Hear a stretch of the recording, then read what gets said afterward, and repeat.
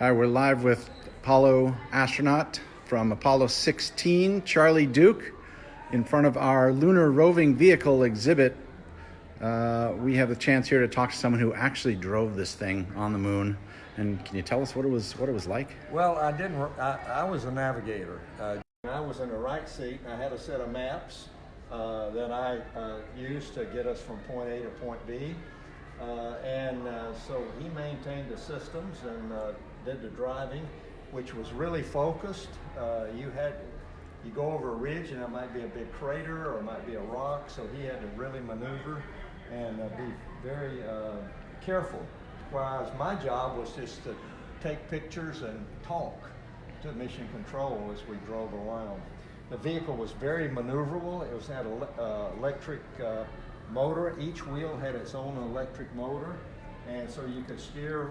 You could drive with all four wheels, and you could steer with all four wheels. The front wheels would both go left in a left turn, and the rear wheels would go right. So you could. It made it highly maneuverable.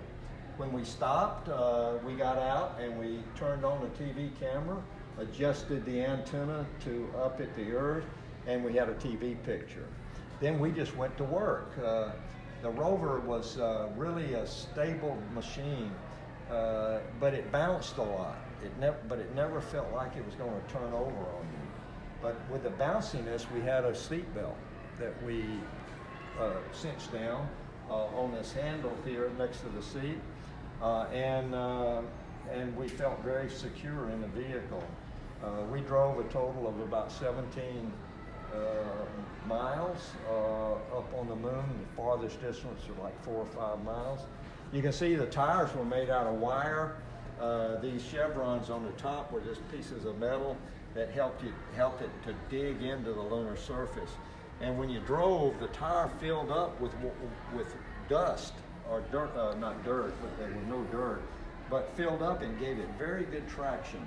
It had a little steel band inside that gave it some compression or shock absorber, and then it had a separate shock absorber. So it was a great vehicle, revolutionized lunar surface exploration. Were you ever in danger of getting stuck? No, we never got stuck. We had reverse gear, but we never used it. Up on the moon, the car only weighed about 80 pounds. So if you were stuck, you just picked it up and